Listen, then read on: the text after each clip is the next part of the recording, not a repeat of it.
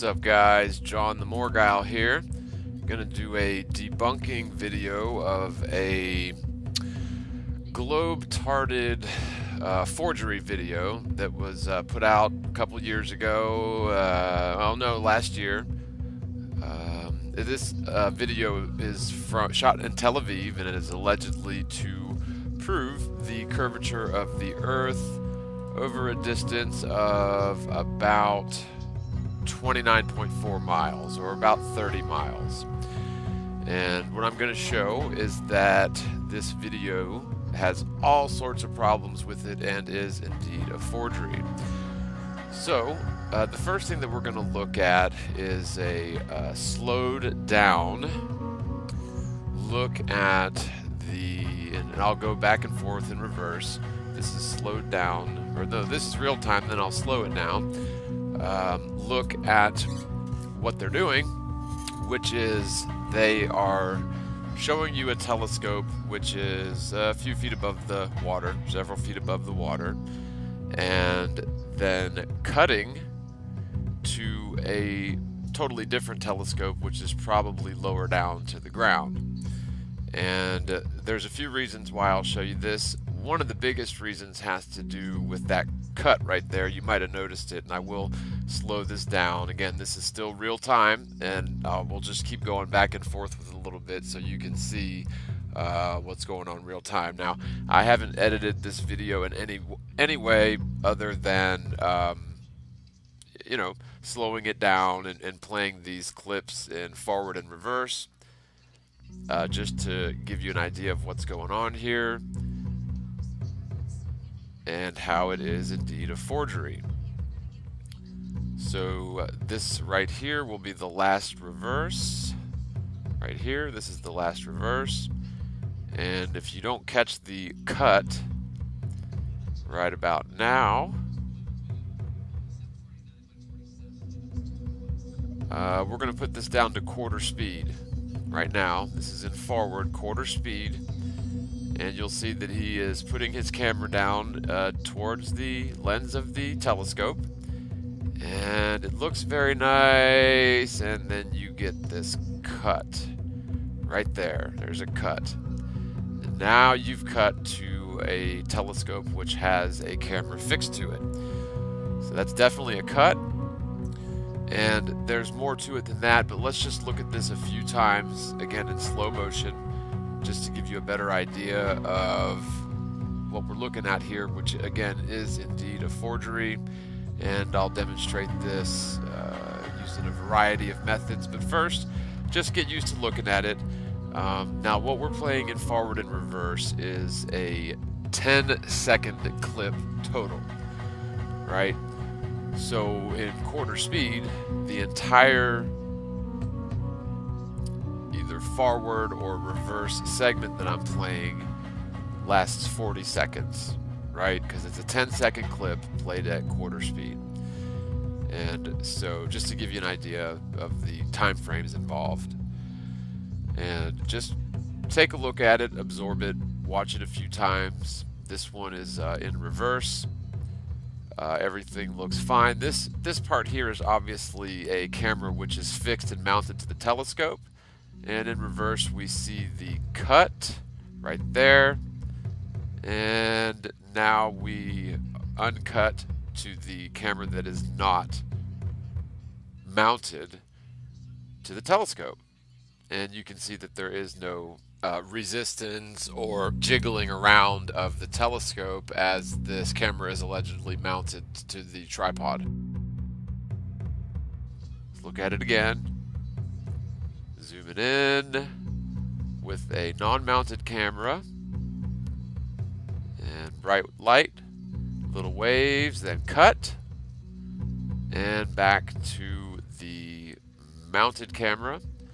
Now I will mention that from the time where they take the handheld camera and put it towards the telescope and you get that first image to the time where you get the cut and the second image is exactly 2 seconds in real time, or 8 seconds in quarter time. So We'll just look at this one more time. This is in reverse at quarter speed. We're looking at it in reverse again, just to give you one more good long look at this in quarter speed. Notice he changes the angle of the camera with an allegedly non-mounted camera to the telescope, which would be very difficult to do. Although, again, this is a forgery. There's your washout, which allows for the cut. There's your actual camera, again, this is in reverse, zooming out on it. This is a pretty well done job. They do a worse done job later on, but that was a pretty well done forgery, although I will show that even this is a forgery. So we'll look at it in quarter speed one more time. And we're looking down through the telescope with a camera that's not mounted. Bright light. And a cut. Bright light. And suddenly you have a fixed camera to the telescope. And we know that it's fixed to the telescope because he will change angles, which would be pretty difficult to do and keep in focus. See, change the angle of the telescope. That would be very difficult to do without a mounted camera. Now, whether the camera is mounted or not is sort of irrelevant, as I will demonstrate and you shall soon see. However, we absolutely do not see the shaking and undulation that would necessarily accompany mounting the camera to the telescope. And so they sort of made a mistake by making this a little bit too smooth. But this isn't even the whole big deal, but they did a great job with it, although it's just a bit too perfect until you slow it down and really pay attention. If you sort of see what I mean, if you're going to pop that camera on and mount it to the telescope, it would jog things around a bit. But nope, they just pop it right on there. It's almost as if they didn't even pop it on there and then they start changing the angles. But let's go through the frame by frames. Okay, so one last look into the quarter speed. We're looking into the telescope, looking for that first before the cut. We'll freeze it right there, and you can see that we've got a pretty well-defined water line, well-defined horizon. And again, this is before the cut. Now let's transition through the cut to the next frame, which is exactly 2 seconds to this frame through the cut in real time, 2 seconds in real time, 8 seconds in quarter speed. And we'll just go backwards through that one more time, through the cut, and back to the original first frame prior to the cut. Okay, so this is pre-cut, and just one more time. Going backwards to the boof. That was post-cut. This is zooming away from the camera, and we'll demonstrate how this is absolutely trick photography afoot here, and not just in this one instance in the video.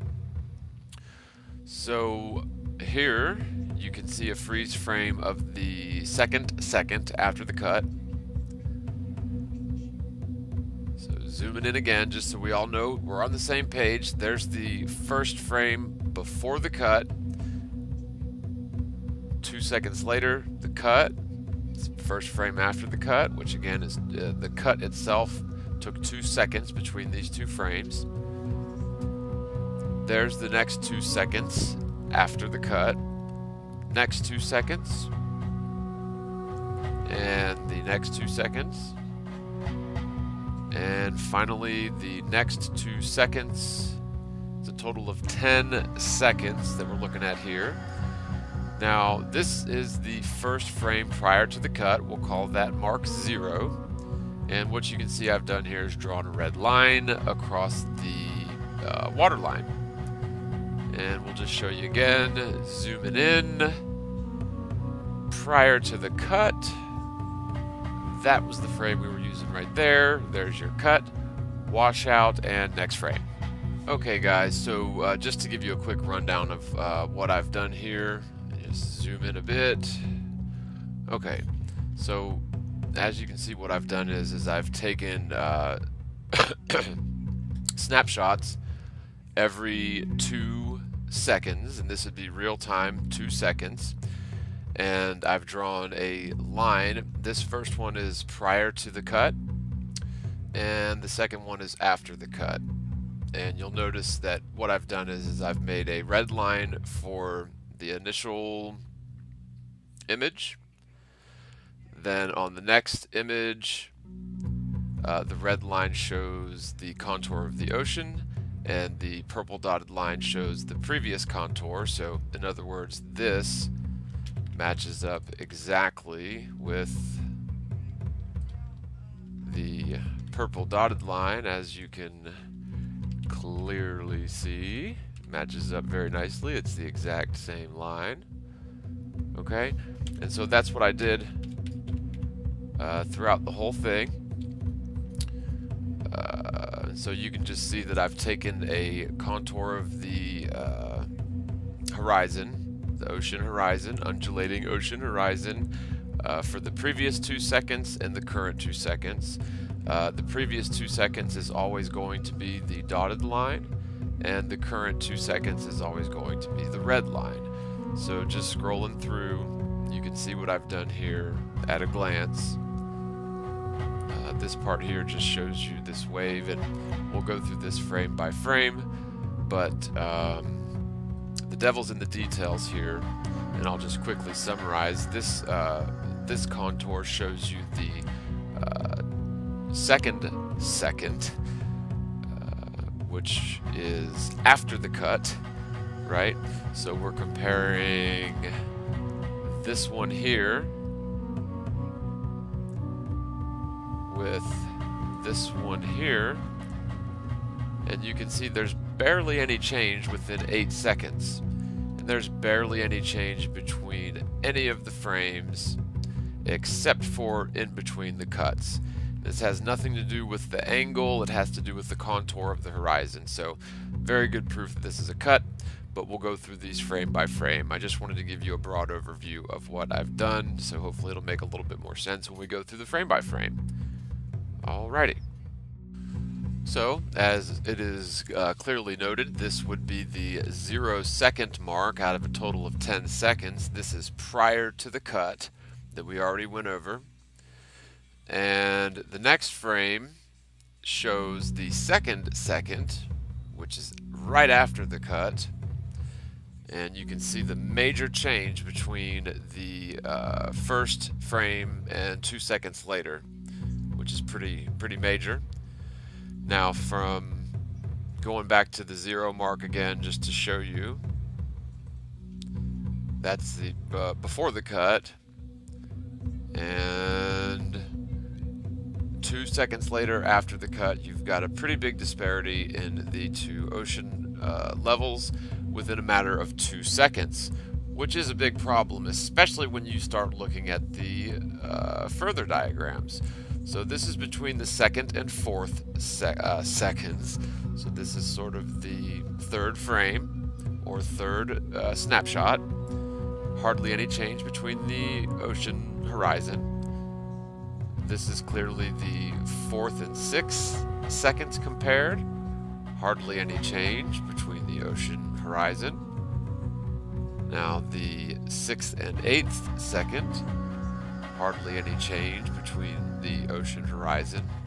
And next we'll have the 8th to 10th second screen cap compared. And of course, the 2 seconds between the 8th second and the 10th second, there's hardly any change in the ocean horizon. Just a little bit of undulation.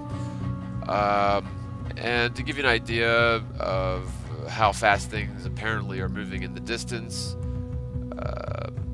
this frame is 2 seconds prior, and there's a wave off to the left, 2 seconds prior to the next frame. Again, this would be the 8th second and the 10th second in this 10 seconds that we've been looking at. Right. So you can see that between the 2nd second and the 10th second, there's hardly any change whatsoever. Very moderate change between the ocean horizon. That's over 8 seconds. Now, this doesn't really add up when you look at the huge disparity between the 0 second, or the first frame, and the 2nd second, or the second screen cap. So that's a big problem, because again, the first one was before the cut, and the second one was after the cut that we went over a couple of times. And I'll just show you again. This is 0, 0 compared to 0, 2. And we'll go back to 0, 2 from 0, 10. 8 seconds in between, and hardly any change whatsoever. So again, the first screen cap versus the 2 seconds later screen cap between cuts, and 8 seconds in between the second and the 10th second. 8 seconds apart, hardly any change, although within 2 seconds in between the cut, all of that major change between the ocean horizon. And again, looking at the 2nd second between the 10th second, hardly any change. Once again, looking at the major change between the cuts. So this is good evidence that we're looking at a cut. Now, we'll just run through these a little bit differently and show you exactly what we've got going on here. So 0 second is before the cut, 2nd second is after the cut. You can see that major change is definitely apparent. That's the only major change you'll see. From the 2nd to the 4th second, hardly any change, just a little moderate undulation, but certainly no major change. And between the 4th and 6th second, there is moderate change, hardly any change whatsoever. He did change the angle, but that doesn't affect anything. We're talking about the ocean horizon. Between the 6th and 8th second, hardly any change between the ocean horizon. And finally, between the 8th and 10th seconds right here, you can see that there's just very moderate, yet again, moderate undulation. Because again, we're looking across through a telescope across the ocean, so it does undulate moderately. And just to give you an idea of what's happening in 2 seconds, you have a wave off to the left, and within 2 seconds it migrates over to there.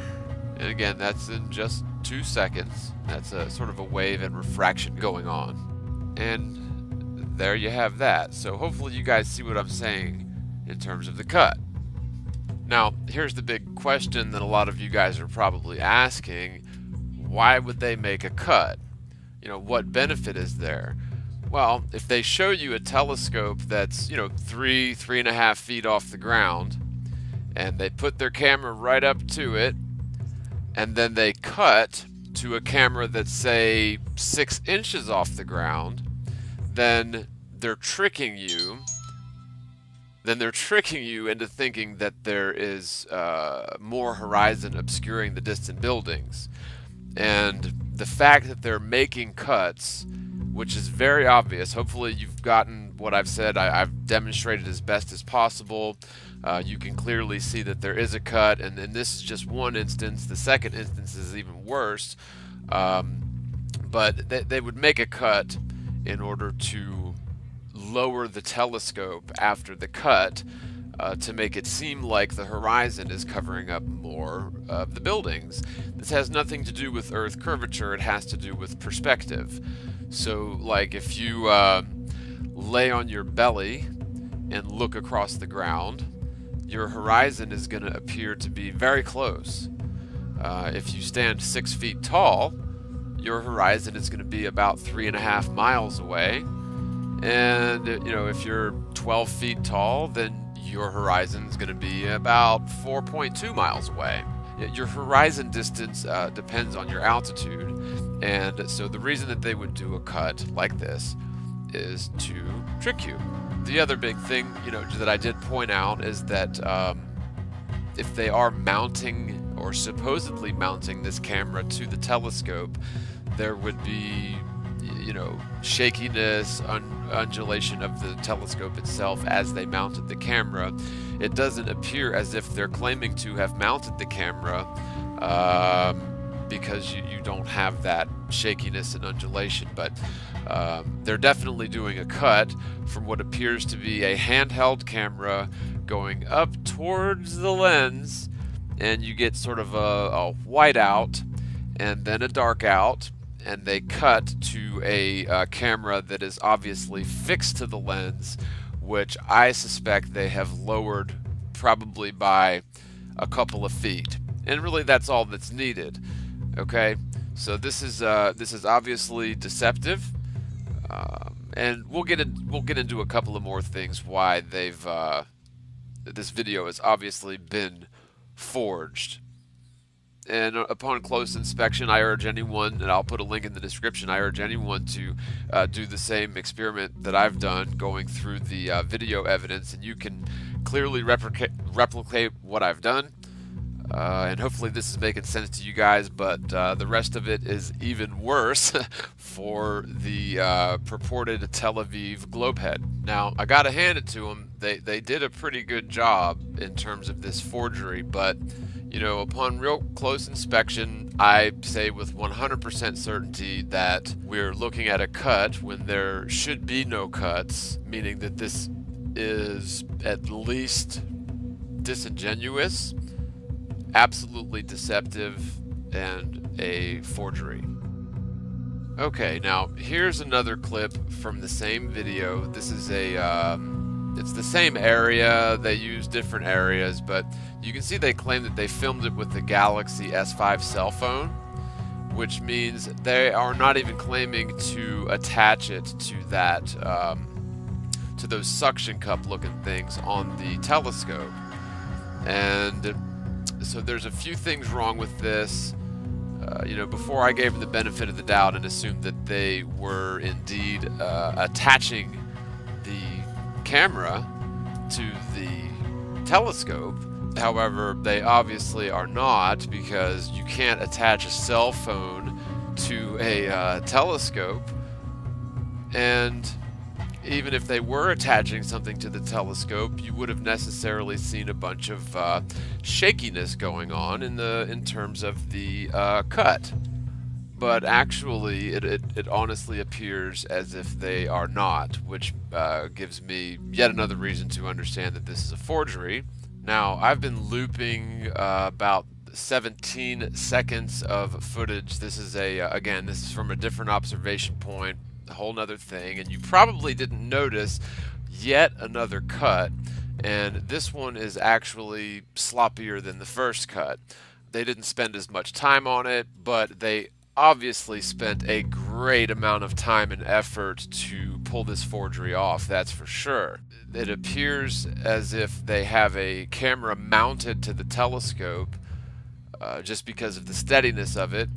However, you cannot mount a cell phone to a telescope, especially without shaking the telescope around a bit as you mount the thing on there. But they're not mounting this camera on the telescope in real time. This is a cut, as you will soon see, and this cut takes, I think in real time, it was about a half a second. And so we'll go through this a little bit, but I'm sure you probably didn't notice this until you go into slow time, and you really have to go back, instead of quarter speed, go into 16th speed in order to really see the cut that they did this time. It is very fast, but it's a lot sloppier than the first one. The first one they spent more time on, but let's check it out. Now, here's just a quick look going back and forth at this. This is the second cut that we were just showing, and you'd never notice it. This is real speed, and we'll even slow it down to half speed real quick. Your eye just won't notice something that's about a half a second or less in time span. So even at a quarter speed, which is where we're at now, you really can't make out the cut. They did, you know, like I said, they did a good job on this. They spent a lot of time on it, but this is sloppy because, and I'll show here in a minute, it doesn't match up with what it looks like to try to focus a camera through a telescope, especially, you know, outside in a, you know, basically a sunny day. Now we're down, this is a 16th speed, and you can start to see the cut. Now, I didn't do anything except for change this to 16th speed. That's the only thing I've done is really slow this down. And you can see the cut right there, and now it's pulling away. This is very good editing, but I'm sorry, this is sloppy and it is fraudulent, 100% for certain. This is a cut. This is not somebody sticking their camera down and you know, making it look through a telescope. That's not how this works. There's your cut, breakaway. They used a little bit of photo editing, After Effects. Wouldn't be that hard to do, I don't think, but yeah, they must have spent some time on this. And they also go through some numbers in this video, but if they're being dishonest and making cuts, and obviously making cuts, we can't trust them. Now, we already know through experiments like the, everybody knows about the Joshua Nowicki Chicago skyline from about 60 miles away. Of course, this image was taken from Grandmere State Park across Lake Michigan, looking at the Chicago skyline, which is roughly 60 miles away. Just to play it safe, figure in the height of the observer, give it some room for refraction, and even give the globe a few extra miles. We'll call it 55 miles away. And in that sense, according to the curvature calculation, the Chicago skyline, the base of those buildings should be about, well, 2,000 feet beneath the horizon, which means the tip tops of the tallest buildings there should be buried beneath the horizon by, you know, about 1,000 feet. So again, this is double the distance here, Chicago, from Grandmere State Park. It's double the distance that we were looking at of the Tel Aviv video, just to give you an actual picture of the flat Earth, as opposed to a very well done deception that if you didn't really sleuth into it, you'd think it proved a globe. This particular view, you know, they're looking at some sort of towers, smokestacks, and again, they're only looking at it from approximately 30 miles away. So we're talking about half the distance in terms of the Chicago skyline. So I submit that's why they would have to make these cuts, is to fool us. But just keep paying attention to this at 16th speed. This will be the last time, and you can clearly see that they are definitely making a cut right there, morphing, and there is your actual camera coming away. They're pretending that they're 3 feet above sea level, when in fact that camera there is probably right at sea level. Now, this is an actual telescope with an actual person focusing a camera through the lens. This is what it actually looks like in reality, to try to catch a glimpse of something in daylight through a telescope, you know, during the day, with a camera that isn't mounted. It would be shaky. It would be difficult to get it aligned perfectly. It's not an easy thing to do. And this just goes to show you what we should have expected to see in the Tel Aviv video that we've been watching. Quite frankly, the Tel Aviv video was just too perfect in a sense that you don't have this sort of shakiness and difficulty focusing through the tiny little hole. But of course, it wasn't quite that perfect, because when you zoom in, slow it down, and look at the cuts, it becomes obvious that this Tel Aviv video, links in the description, is a deception.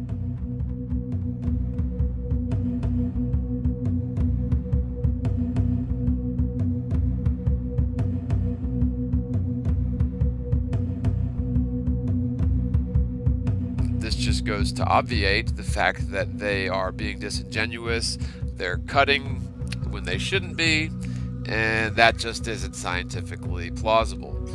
So we'll take another look at this. Again, this is the second cut, but another problem that I noticed is the color of the sky. So just notice that it is a pretty clear and bright day outside, you know, through the regular camera. Without the telescope, there's the sky through the camera, and unfortunately the telescope should be brighter, but for some reason this telescope makes the sky darker, which really doesn't add up whatsoever. And here's the two overlapped. I'll try to scoot them around a little bit, but you can clearly see that the color of the sky in the telescope is darker than the color of the sky with the regular camera, and the ocean water itself is darker than the ocean water in the regular camera. And I did not change anything other than, I didn't change any color, I didn't do anything to it except for change the speed and let you compare the two. Again, the telescope should be brighter than the regular camera, and that just doesn't add up. So guys, I think that about covers it. If you would like to watch the video that I was responding to in its entirety, you can go ahead. Their mathematics seems to be fairly well accurate, and I'll just post, they had all their stuff in meters and kilometers, and I went ahead and converted it to feet and miles, and I'll just put that in the description, because their mathematics is irrelevant if they are obviously forging the pictorial data. So with that, I want to thank you all for listening. Don't forget to like and subscribe if you wish. If you'd like to support this channel and help me to keep making videos, as well as help me to stay alive and keep a roof over my head as I try to finish up my Flat Earth book, you can become a patron through Patreon for as little as 3 cents per day, or $1 a month, or you can support direct through PayPal to jonelance@gmail. You can contact me there as well. And there's a direct link, www.paypal.me/themorguile1. That's the number 1. Of course, you don't have to support. All of my content is indeed totally 100% free. However, if these videos have been helpful to you or someone that you know, then your support is greatly appreciated, and it does go a long way to help. So with that, God bless you all. Spread the word, spread the world, and peace.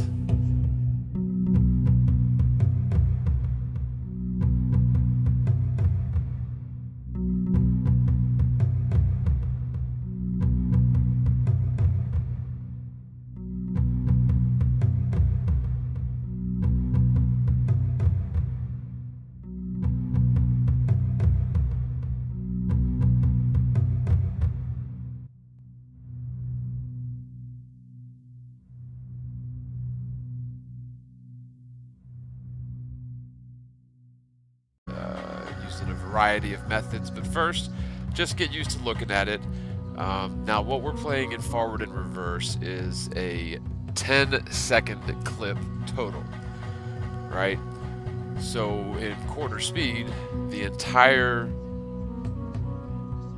either forward or reverse segment that I'm playing lasts 40 seconds, right? Because it's a 10-second clip played at quarter speed. And so just to give you an idea of the time frames involved, and just take a look at it, absorb it, watch it a few times, This one is in reverse. Everything looks fine. This part here is obviously a camera which is fixed and mounted to the telescope. And in reverse we see the cut right there.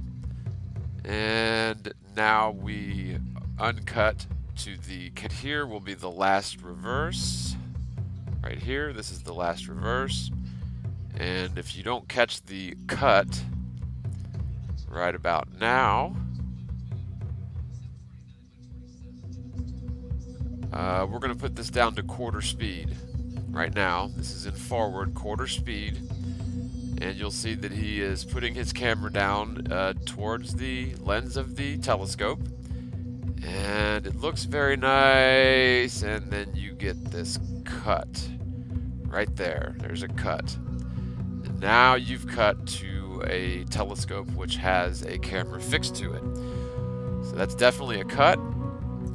And there's more to it than that, but let's just look at this a few times again in slow motion, just to give you a better idea of what we're looking at here, which again is indeed a forgery. And I'll demonstrate this, which is they are showing you a telescope which is a few feet above the water, several feet above the water, and then cutting to a totally different telescope which is probably lower down to the ground. And there's a few reasons why I'll show you this. One of the biggest reasons has to do with that cut right there. You might have noticed it, and I will slow this down. Again, this is still real time, and we'll just keep going back and forth with it a little bit so you can see what's going on real time. Now, I haven't edited this video in any way other than you know, slowing it down and playing these clips in forward and reverse, just to give you an idea of what's going on here and how it is indeed a forgery. So this right